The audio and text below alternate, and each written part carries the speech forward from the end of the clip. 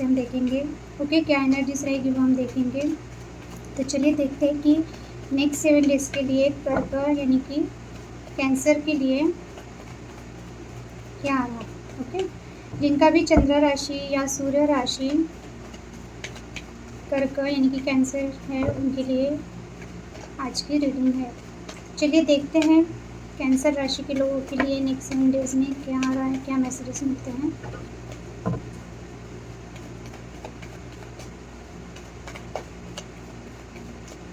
ये एक general reading है, सो सभी मैसेज आपसे रेजोनेट नहीं करेंगे। और मेरा नाम जया है और मैं एक सर्टिफाइड टैरो रीडर हूँ।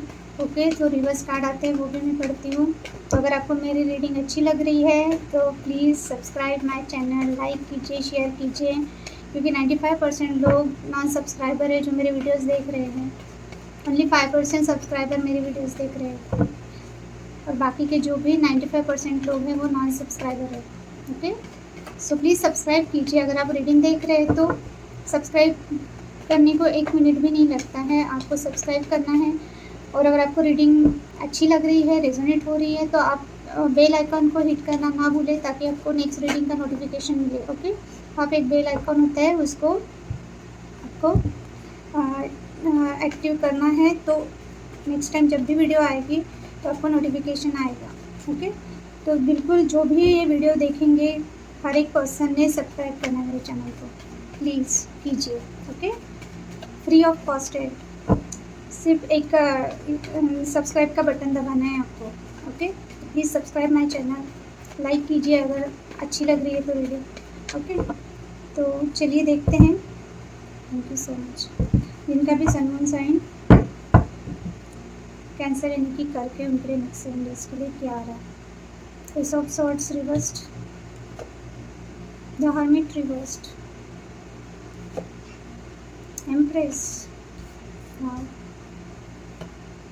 Lovers reversed. सबकी पर्सनल लाइफ में इशू चल रहा है, हर राशि में पर्सनल लाइफ को लेके ही प्रॉब्लम दिख रही है मुझे। The hangman reversed. Okay, bottom की एनर्जी है 9 of wand.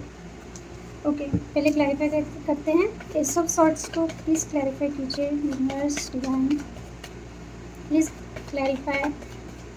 Reversed S of swords क्यों आया है reversed? Okay, clarify hermit, clarify reversed hermit. Reversed hermit क्यों आया है, please clarify. Clarify empress,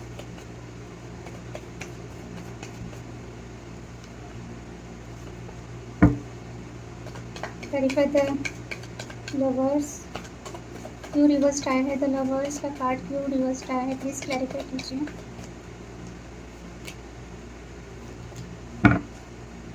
clarify the hangman, why this card is reversed. The hangman reversed क्यों आया है, प्लीज़ क्लैरिफाई कीजिए डिवाइन। ओके, बॉटम का कार्ड भी मैं क्लैरिफाई करना चाहूँगी कि किस चीज़ से आप डरे हुए हो।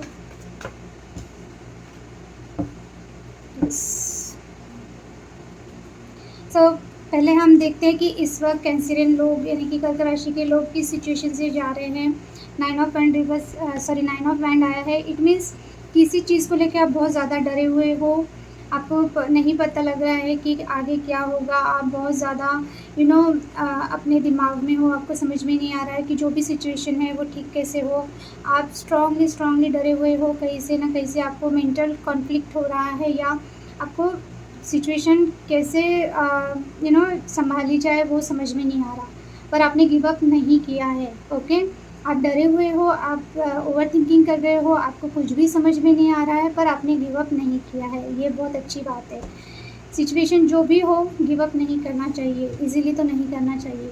ओके, मेन कारण है कोई प्रपोज़ल आपसे मिस हुआ है या आप वेट कर रहे हो, आप किसी से प्रपोज़ल चाहते हो, या अगर आपने किसी को दिया है तो हो सकता है आपको रिजेक्शन मिला है या किसी पर्सन ने आपको ब्लॉक करके रखा है, या ऐसी सिचुएशन है कि आपको कुछ भी आइडिया नहीं है कि क्या होने वाला है। तो इस वजह से मुझे ब्लॉकिंग का ज़्यादा आ रहा है, क्योंकि बॉटम में 7 ऑफ वैंड है। तो यस, हो सकता है आपको किसी ने ब्लॉक किया है, आप किसी से कुछ ना कुछ एक ऑफ़र चाहते हो जो ऑफ़र आपको मिल नहीं पा रही है, या हो सकता है कि आपने किसी को रिजेक्ट किया या किसी ने आपको रिजेक्ट किया। ऑफ़र मिली थी, आपने मिस कर दी, या आप चाहते हो कि आपको कहीं से ना कहीं से ऑफ़र मिले, इसका आप वेट कर रहे हो पर आप थोड़ा-सा डरे हुए हो शायद, क्योंकि हो सकता है आगे वाले ने आपको ब्लॉक करके रखा है या क्लियरिटी नहीं दे रहा है, या नो कॉन्टैक्ट में हो आप, ओके? तो करंटली ये सब चल रहा है आपके दिलो-दिमाग में। तो अभी हम देखते हैं कि नेक्स्ट 7 डेज़ में क्या होने वाला है। आपको क्लैरिटी बिल्कुल भी नहीं मिल रही है, आपको एक क्लैरिटी चाहिए। 3 ऑफ सॉर्ड्स आया है, पर ये रिवर्स्ड आया है कार्ड। इट मीन्स कि आपको किसी ने हो सकता है हर्ट किया है, या आप दोनों के बीच में थर्ड पार्टी इशू चल रहा है। थर्ड पार्टी कोई भी हो सकता है, ओके? कोई पर्सन हो सकता है, फैमिली हो सकती है, करियर हो सकता है। तो आपको बिना क्लियरिटी मिले ही आपको किसी ने घोस्ट किया है, या आपका हार्ट ब्रोक किया है, या नो कॉन्टैक्ट में डाल दिया है। आपको कुछ भी क्लियरिटी नहीं है, कुछ भी समझ में नहीं आ रहा है, एक न्यू स्टार्ट करना चाहते हो, पर किसी से आप एक्सपेक्ट कर रहे हो कि कुछ ना कुछ आपको ऑफ़र मिले, कॉल मैसेज कर या कोई भी चीज़ हो। पर प्रॉब्लम ये हो रहा है कि आपको क्लैरिटी समझ में नहीं आ रही है, आप बहुत प्रैक्टिकल हो रहे हो। आपको ऐसा लग रहा है कि जो भी सिचुएशन है, एक न्यू स्टार्ट करना चाहते हो आप, क्योंकि आपको करना है पर हो नहीं पा रहा है। पर अभी आप सोचोगे कि एक क्लैरिटी मिले, क्या प्रॉब्लम है, आप खुद ही एफ़र्ट करने वाले हो। आप आगे वाले से बिल्कुल भी अभी तक अगर एक्सपेक्टेशन थी आपकी, आगे वाला आपको अनब्लॉक करे, आपको एक क्लैरिटी दे, आपको एक एक्सप्लेनेशन दे, जिससे आप जो ब्रोकन हो, आपका जिस भी सिचुएशन में हो, जिस वजह से आप हर्ट हो या ब्रोकन हो, तो आप चाहते थे कि आगे वाला पर्सन आपको समझे या आपको समझाए, तो शायद आप इस सिचुएशन में से निकल पाओगे, आपको एक क्लैरिटी मिल पाएगी, एक न्यू स्टार्ट आप कर पाओगे। पर ऐसा हो नहीं पा रहा है आपकी लाइफ में। सो अभी आप प्रैक्टिकली ये सोचोगे कि आपको इस हार्ट ब्रोकन सिचुएशन से खुद ही निकलना है, खुद ही एक न्यू स्टार्ट करना है, जो भी एफ़र्ट करना है खुद से ही करना है। तभी आप सबसे पहले तो आप जो एनर्जी में हो इस वक़्त, ब्रोकन हो या हर्ट हो, उसमें से आप ज़रूर निकलना चाहोगे। आप थोड़ा प्रैक्टिकली सोचना चाहते हो, आप अभी एक प्रैक्टिकली एक न्यू स्टार्ट करना चाहते हो अपनी लाइफ में, आप स्ट्रांगली ये करोगे। इस वक्त आपकी एनर्जी जो भी है, पर नेक्स्ट 7 डेज़ में जो भी ब्रोकन सिचुएशन है ना, आप उसमें से निकलोगे। या अगर आप थर्ड पार्टी सिचुएशन में हैं, तो कुछ ना कुछ ऐसा होगा कि आपको ऐसा लगेगा कि सिचुएशन आपको जैसे दिख रही है कि बहुत क्रिटिकल हो चुकी है, थर्ड पार्टी नहीं जा पा रही है। अगर आप सिंगल हो और किसी पर्सन को लेके आप ब्रोकन हो, उनकी फैमिली अगेंस्ट है या उनका करियर अगेंस्ट जा रहा है आप दोनों के रिलेशनशिप को लेके, तो वो तो प्रॉब्लम सॉल्व होगी, ऐसा मुझे लग रहा है, अगर थर्ड पार्टी ऐसी है तो। पर अगर कोई पर्सन के साथ आपका पार्टनर ऑलरेडी मैरिड है या जो भी चीज़ें हैं, इस वजह से अगर आप हर्ट हो या ब्रोकन हो, तो आप उसमें से ज़रूर निकलोगे। आपको ऐसा फीलिंग आएगा, आपकी एनर्जी ऐसे शिफ्ट होगी कि आपको ऐसा लगेगा एक क्लियरिटी के लिए, लाइफ में एक न्यू स्टार्ट करने के लिए आपको खुद ही कुछ करना चाहिए, खुद ही एफ़र्ट करना चाहिए, क्योंकि हो सकता है अब तक आप आपके पर्सन को लेके वेट कर रहे थे कि वो आएँगे, एक्सप्लेनेशन देंगे, कुछ ना कुछ। अगर उन्होंने कहीं मैरिज भी कर लिया है, तो वो कुछ ना कुछ आपको अगर एज़ अ फ्रेंड भी रखेंगे अपनी लाइफ में, तो भी आपको चलेगा। ऐसा आप सोच रहे थे, या आप ऐसा सोच रहे थे कि मैं ही खुद होके उनके साथ अगर रिलेशनशिप में नहीं रह सकती हूँ या नहीं रह सकता हूँ, तो मैं एज़ अ फ्रेंड उनके साथ रहूँगा, एक न्यू स्टार्ट करते हैं। पर आपको नहीं लगता है ये चीज़ें हो पाएँगी, आप खुद ही इस पेन से निकलना चाहोगे। आप अभी जो भी पर्सन है उनसे ना क्लियरिटी की एक्सपेक्टेशन रख रहे हो, ना ही उनसे कोई ऑफ़र की एक्सपेक्टेशन रख रहे हो। तो नेक्स्ट 7 डेज़ में आपकी एनर्जी चेंज होने वाली है, आप बहुत प्रैक्टिकल होने वाले हो। इस वक्त अगर आप बहुत डरे हुए समय हो, इमोशनल हो, तो बिल्कुल आप बहुत स्ट्रॉन्ग बनने वाले हो, और ये बहुत अच्छा है। आप लोगों ने यही करना चाहिए। अगर किसी पर्सन ने आपको थर्ड पार्टी में डाला है, तो उनसे फ्रेंडशिप की भी एक्सपेक्टेशन मत रखिए। ऑलरेडी अगर आप रिलेशनशिप में थे, उस पर्सन ने आपको छोड़ के कहीं और गए हैं, तो उनसे फ्रेंडशिप रख के आप क्या करोगे, है ना? एक बार रिलेशनशिप में रहने के बाद आप सच में उनको एज़ अ फ्रेंड एक्सेप्ट कर पाओगे अपनी लाइफ में? पहले आप सोचिए, ओके? फिर उनके साथ न्यू स्टार्ट करने का सोचिए एज़ अ फ्रेंड, या जो भी चीज़ें हैं, कोई ज़रूरत नहीं है। अगर वो पर्सन आके कुछ कर रहे हैं तो ठीक है। हाँ, अगर आप सिंगल है आप दोनों ही, और फैमिली और उनका फाइनेंस या जॉब से रिलेटेड कोई प्रॉब्लम चल रहा है और आप दोनों सिंगल हो, तो प्लीज़, आपको लगता है आपने ट्राई करना चाहिए, तो आप ट्राई कर सकते हो। और अगर ऑलरेडी कमिटेड या मैरिड है, मोस्टली मैरिड अगर कोई पर्सन है, तो मुझे नहीं लगता कि आपने ज़्यादा उस पे एफ़र्ट करना चाहिए, और करने वाले हो एफ़र्ट, पर आप खुद की लाइफ पे एफ़र्ट करने वाले हो। अपने आप यानी खुद को आप सँभालने वाले हो। अगर आप बहुत ज़्यादा लो वाइब्रेशन में गए हो, तो ये बहुत अच्छी बात है, ओके? आप इमोशनली क्या चाहते हो? इमोशनली यही है कि आप बहुत अकेले रह रहे हो, हर्मिट मोड में चले गए हो, या जो भी चीज़ है उसमें से आप निकलोगे, डेफ़िनेटली निकलोगे, क्योंकि आप पहला कार्ड ही वो आया है कि आप अभी हार्ट ब्रोकन हो तो उसमें से आप खुद को सँभाल रहे हो। तो यस, आप अगर हर्मिट मोड में थे, आपको किसी पर्सन की वजह से बहुत ज़्यादा तकलीफ़ हुई है, आपके पार्टनर की वजह से जो भी चीज़ें हैं, तो आप इसमें से ज़रूर निकलोगे। आप अगर आइसोलेट थे, किसी से बात नहीं कर रहे थे या जो भी चीज़ें हो रही थी, आपने खुद को बहुत अकेला करके रखा था, आप इस चीज़ में से निकल रहे हो इमोशनली। अभी आप खुद को अपने करियर पे, अपनी स्टेबिलिटी पे आप ध्यान दे रहे हो। स्पेशली अगर आप फीमेल है तो आप अपने करियर पे बहुत ज़्यादा ध्यान देने वाली है। अगर आप बहुत ब्रोकन हो उसमें से निकलोगे, इमोशनल ट्रॉमा में से निकलोगे और आप हर्मिट मोड से निकल के अपने करियर पे, अपनी स्टेबिलिटी पे ध्यान देने वाले हो। अगर आप ऑलरेडी फेमिनाइन हो और आप ऑलरेडी जॉब करते हो या करियर में हो, आपका कुछ ना कुछ आप करते हो, तो आप अपने फाइनेंस पे, अपने जॉब पे बहुत ज़्यादा अभी तक अगर आप डिस्ट्रैक्ट थे तो आप पूरा उस पे ध्यान देने वाले हो। और अगर आप मेल हो तो जिस पर्सन की वजह से अभी आप हर्मिट मोड में थे, तो हो सकता है इमोशनली आप खुद को सँभालोगे। और ऐसा भी हो सकता है कि आपके आस-पास ऐसा कोई पर्सन है जो बहुत अच्छा वेल सेटल्ड है। अगर आप मेल हो तो ऐसी कोई फीमेल पर्सनैलिटी है, फीमेल है कि जो बहुत अच्छा अपने पैरों पे खड़ी है in the sense career wise अच्छा कर रही है, फाइनेंशियली बहुत स्ट्रॉन्ग है। ऐसा कोई पर्सन है आपकी लाइफ़ में जो आपको इसमें से निकलने के लिए हेल्प करेगा। आपकी कोई दोस्त हो सकती है या फैमिली मेम्बर हो सकती है। तो हर्मिट मोड से निकलने के लिए अगर आप इमोशनली अगर खुद को हील करना चाहते हो तो ऐसे कोई आपकी दोस्त हो सकती है जो आपको हेल्प करे, ओके। या फिर अगर आप अरेंज मैरिज करना चाहते हो तो आपके लाइफ में ऐसा कोई आपको मिलेगा जो फाइनेंशियली वेल सेटल्ड है, बहुत प्रैक्टिकल है, बहुत स्टेबल है। ऐसा आप कोई ना कोई पर्सन ढूंढोगे अपने लिए इमोशनली, क्योंकि आप चाहते हो कि आपका टाइम चेंज हो जाए, ओके, जो हो नहीं पा रहा है।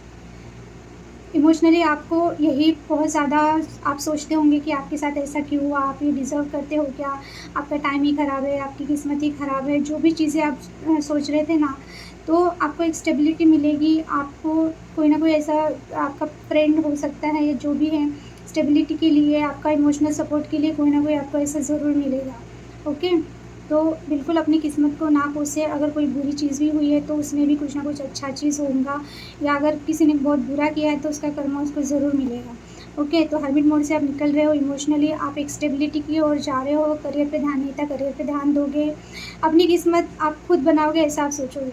अभी आप ये देखोगे कि आप डिसाइड करोगे कि आपकी लाइफ में कौन रहेगा, कौन नहीं रहेगा। अच्छा कोई मिल रहा है तो आप बिल्कुल मूव ऑन करना चाहोगे जो भी सिचुएशन है उसमें से, ओके। सो मेन प्रॉब्लम आपकी लाइफ में क्या है? Yes, the empress. आपको ऐसा लगता है कि आप जिससे मैरिज करना चाहते हो सकता है आप जिसे अपना एज अ लाइफ पार्टनर देख रहे हो। अगर आप मैरिड हो तो ये आपके हस्बैंड या वाइफ हो सकते हैं, क्योंकि एक एनर्जी है एम्प्रेस की। तो अगर ये आपकी एनर्जी है तो आपको लगता है कि आप बहुत हर चीज़ में आप बेस्ट हो।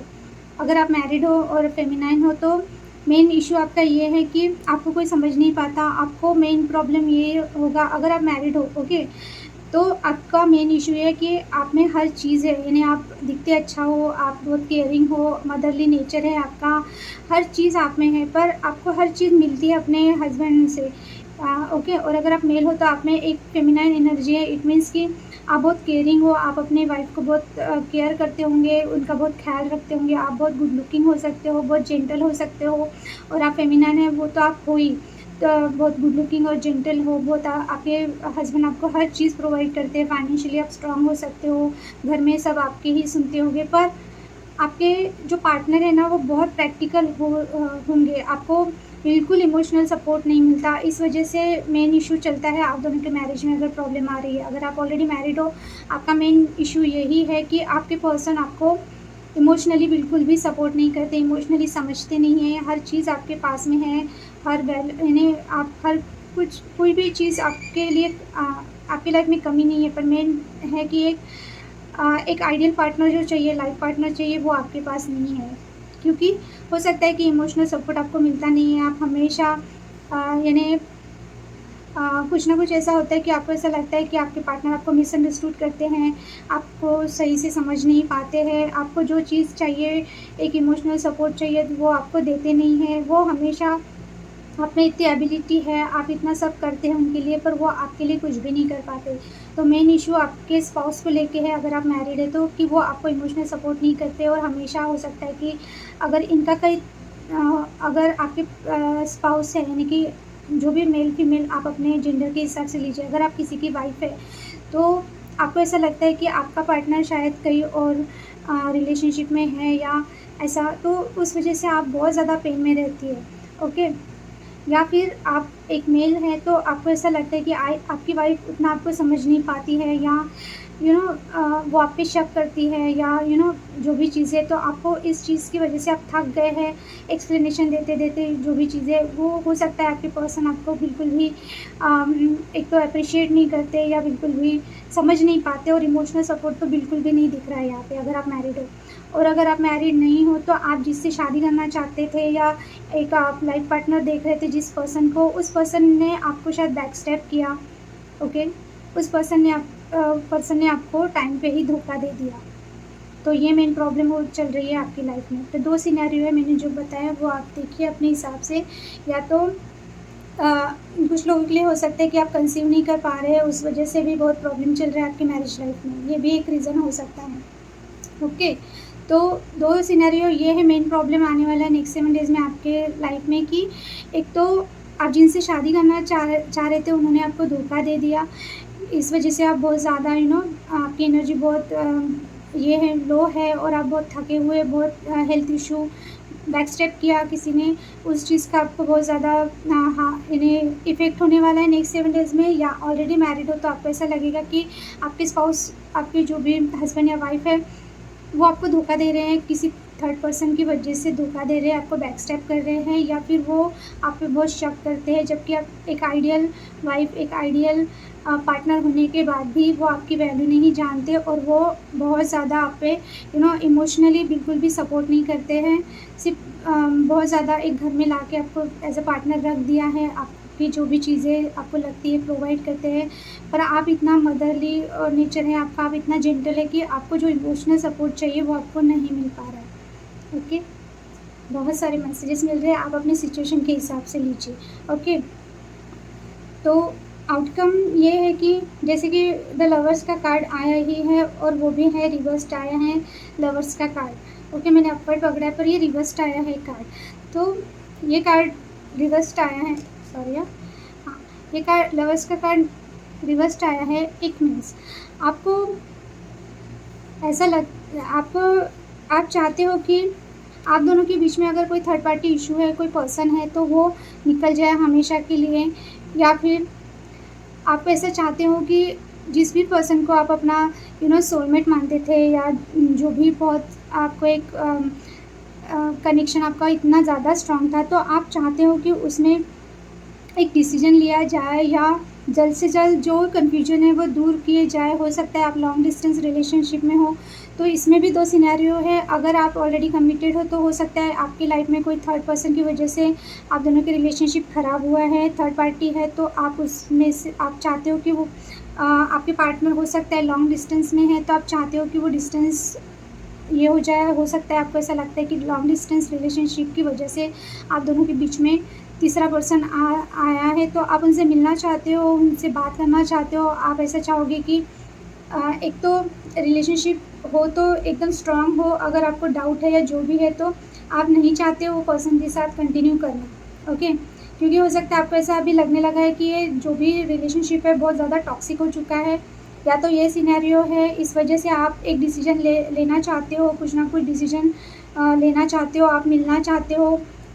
अगर लॉन्ग डिस्टेंस में है तो बिल्कुल आप डिसीजन लेना चाहते हो, आपने डिसीजन ले भी लिया है, पर वही है कि किसी चीज़ का आप वेट कर रहे हो, या तो लॉन्ग डिस्टेंस है इसलिए वेट कर रहे हो सही समय का, या फिर हो सकता है कि ऐसी कोई सिचुएशन चल रही है कि इस वक्त आप बोलना नहीं चाहते हो वो बातें, क्योंकि आपको ऐसा लग रहा है या तो आपका रिलेशनशिप टॉक्सिक हो चुका है, या फिर आप दोनों के बीच में कोई थर्ड पर्सन आ गया है, जिस वजह से जब तक वो थर्ड पर्सन आप दोनों की लाइफ में से नहीं जाएगा, तब तक आप इस पर्सन को बिलीव नहीं कर पाएंगे, ओके। तो आप चाहते हो वो पर्सन निकल जाए। ऑब्वियसली अगर आप दोनों की रिलेशनशिप में कोई थर्ड पर्सन है, एक रोमांटिक पर्सन है आपके पार्टनर के साथ कोई, या ऑलरेडी वो किसी से मैरिड है, तो आप चाहते हो कि उन्होंने आपका साथ देना चाहिए, आपको प्रायोरिटी देनी चाहिए, जो नहीं हो पा रहा है। तो या तो रिलेशनशिप में से आप निकल जाना चाहते हो, या फिर एक आप हेल्दी रिलेशनशिप चाहते हो आपके पार्टनर से। ओके, तो इसका बिल्कुल आप डिसाइड कर चुके हो आपको क्या करना है, तो वो चीज़ें आप करोगे। तो आपकी सिचुएशन क्या है वो आप देखिए। ओके, आउटकम यस, अगर आप इस रिलेशनशिप में फंसे थे, उसमें से आप निकल रहे हो, बहुत ज़्यादा आपने हो सकता है बहुत सोचा, आपकी अवेकनिंग हो गई है, आपको पता चल गया है कि इसमें हैंग रहने से कोई मतलब नहीं है, आप एक डिसीजन ले रहे हो। ओके, अगर आपकी लाइफ में कोई भी चीज़ चल रही थी, या जो भी चीज़ें चल रही थी, 2 ऑप्शन थे या जगलिंग कर रहे थे अगर आपके पार्टनर, तो वो जगलिंग आपकी दूर हो रही है या आपके पार्टनर की दूर हो रही है। और 2 ऑफ कप्स, इससे अच्छा आउटकम क्या हो सकता है? अगर आप किसी से मैरिज करना चाहते थे, तो वो पर्सन की क्लैरिटी आपको मिलेगी, वो पर्सन आपकी तरफ ज़रूर आएगा। पार्टनरशिप करना चाहते थे, तो वो भी ज़रूर होगा। ओके, या फिर हैंगमैन रिवर्स्ड आया है और 2 ऑफ पेंटिकल्स रिवर्स्ड आया है, तो एक तो आप दोनों के बीच की जो मिसअंडरस्टैंडिंग थी या थर्ड पार्टी थी, वो रिमूव होकर आप दोनों का यूनियन होगा, या आपको पता चलेगा कि आपका रिलेशनशिप सोलमेट वाला है। और अगर आप दोनों ऑलरेडी मैरिड हो, ओके, तो जो टॉक्सिक चीज़ें आपको लगती थी वो रिमूव होकर आपका फिर से एक अच्छा न्यू स्टार्ट हो रहा है। पर मुझे मोस्टली ये कार्ड देख के ये लग रहा है कि आप आगे बढ़ने वाले हो, यानी आपकी लाइफ में अगर कोई सेकंड पर्सन है जो आपको बहुत अच्छा लगता है, जैसे कि यहाँ पे आया है कि कोई ना कोई आपके ऐसे फ्रेंड हो सकते हैं जो बहुत स्टेबल है या बहुत ज़्यादा ग्राउंडेड है आपके आसपास, ऐसा कोई आपके लिए प्रपोज़ल हो सकता है। तो हो सकता है कि अभी आप जिस पर्सन में स्टक थे, जिस मैरिज में, जिस कमिटमेंट में स्टक थे, तो आप डिसाइड करोगे उसमें से निकलना। आपका जगलिंग जो जगल चल रहा था वो आप एक डिसाइड कर लोगे कि आपको क्या करना है, क्योंकि आप स्टक थे उसमें से भी निकल रहे हो, आप जगल कर रहे थे 2 सिचुएशन, उसमें से भी निकल रहे हो।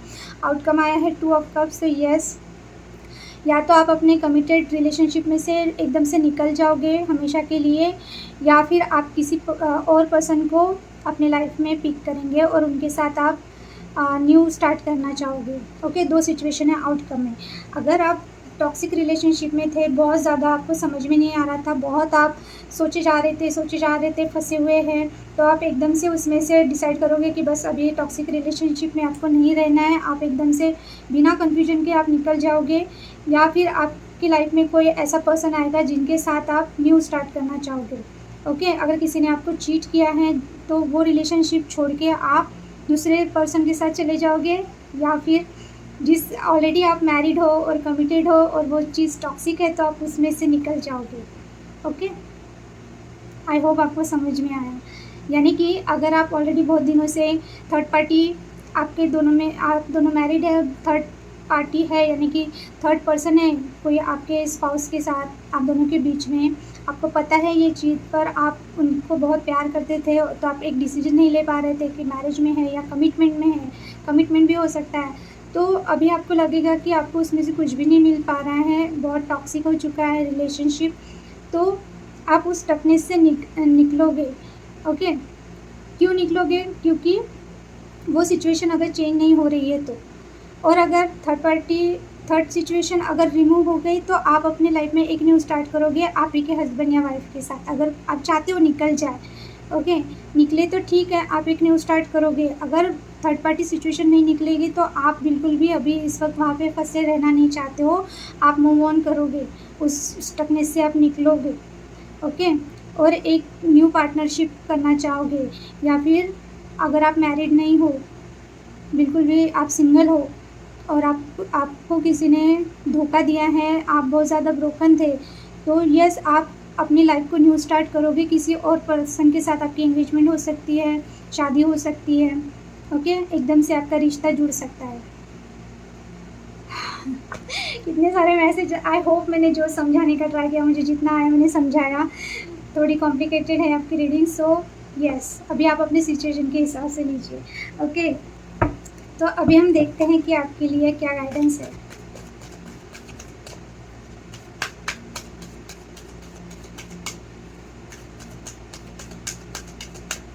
इन शॉर्ट आप जो भी स्टकनेस में थे उसमें से निकलोगे, एक न्यू स्टार्ट करोगे अपनी लाइफ में, पर्सनल लाइफ में। ओके, किसी को कमिटमेंट दोगे या कमिटेड रिलेशनशिप में जाओगे आप। अगर शादी नहीं हो रही, शादी होगी।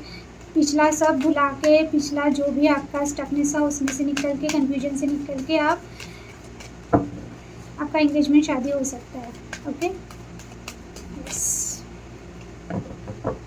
और ऑलरेडी मैरिड हो या एंगेज्ड हो किसी के साथ और आपको पता चल रहा है कि आप दोनों के बीच में कोई है, आपके पार्टनर आपको चीट कर रहे हैं, तो आप उसमें से भी अभी निकल जाओगे। अगर आप बहुत सोच रहे थे, नहीं सोचोगे, अभी जगल नहीं करोगे, आप उसमें से भी निकल जाओगे। ओके, तो चलिए देखते हैं आपके लिए कर्क राशि के लिए क्या एडवाइस है। बहुत कॉम्प्लिकेटेड एनर्जी निकली है कर्क राशि के लिए, बहुत कन्फ्यूजन है। ओके, चलिए देखते हैं कर्क राशि के लिए एडवाइस। Thank you. कम्युनिटी, मैंने बोला ना, थर्ड पार्टी है, 2 से ज़्यादा लोग इन्वॉल्व है। Thinking women, yes. Action reversed, 6 चक्रा, एग्जैक्टली वही इसी से रिलेटेड गाइडेंस निकला है। मैंने बोला आपको, अभी आप अपने इंट्यूशन का सुनने वाले हो, एक डिसीजन लेने वाले हो, क्योंकि हो सकता है आपका इंट्यूशन आपको बार बार बोल रहा था कि आपको मूव ऑन करना चाहिए, जो सिचुएशन है वो नहीं सुधरने वाली, कुछ ना कुछ आपको डिसीजन लेना चाहिए, पर आप बहुत ज़्यादा स्टक थे, आप ओवर थिंकिंग कर रहे थे, आपको समझ में नहीं आ रहा था कि क्या करना चाहिए। पर आपका थर्ड आई चक्र, अभी आपको उस पर काम करना है, आपका इंट्यूशन जो बोल रहा है उसकी आपको सुननी है। ओके, आपके लिए नंबर 40 इम्पोर्टेंट हो सकता है, नंबर 4 इम्पोर्टेंट हो सकता है। ये आपका एज होगा या बर्थ ऑफ मंथ होगा या डेट ऑफ बर्थ होगा। ओके, आपकी एज 40 हो सकती है अगर आप मैरिड हो तो। यस, एक्शन का कार्ड रिवर्स्ड आया है। हो सकता है आपको, जैसे कि मैंने बोला कि आपको मूव ऑन करना है, आपको पता है आपकी सिचुएशन, आपका रिलेशनशिप बिल्कुल भी अच्छा नहीं है, तो आप नहीं निकल पा रहे थे, तो ये रिवर्स राइट मीन्स आपको गाइडेंस के रूप में यही है कि ओवर थिंकिंग कम करके आपको एक्शन लेना है। आप एक्शन नहीं ले रहे थे, आउटकम वही आया, आप एक्शन लेंगे। तो अभी तक आप अपने इंट्यूशन का नहीं सुन रहे थे, तो अभी आप अपना इंट्यूशन सुनोगे। आपका मन, आपका दिमाग जो अभी बैलेंस में आओगे, आप ब्रोकन थे तो आप बिल्कुल बैलेंस में आओगे। आप अच्छी तरह से सोच समझ के डिसीजन लेने वाले हो और एक्शन लेने वाले हो। एक्शन नहीं था अभी तक, तो बिल्कुल एक्शन आप लेने वाले हो। अभी हर्मिट मोड से निकल के आप थोड़ा सा सोसाइटी में, आप आपके फ्रेंड्स, फैमिली में आप थोड़ा सा घुलना मिलना आप स्टार्ट करोगे, वो ज़रूरी है। हो सकता है बहुत दिनों से हर्मिट मोड में हो, अपनी प्रॉब्लम शेयर नहीं करते हो या जो भी चीज़ें हैं। और अगर आपको सोसाइटी का डर है, इस वजह से आप अगर ऑलरेडी मैरिड हो तो आपको ऐसा लगता है कि सोसाइटी वाले क्या बोलेंगे या फैमिली क्या बोलेगी, इस वजह से आप अपने इंट्यूशन का नहीं सुन रहे हो, तो आपको स्ट्रिक्टली गाइडेंस है कि ज़्यादा सोचने की ज़रूरत नहीं है। आपने ऑलरेडी बहुत सोच लिया है, बहुत सहन कर लिया है, आपको एक्शन लेने की ज़रूरत है जो आप नहीं ले पा रहे हो। तो आप एक्शन लीजिए।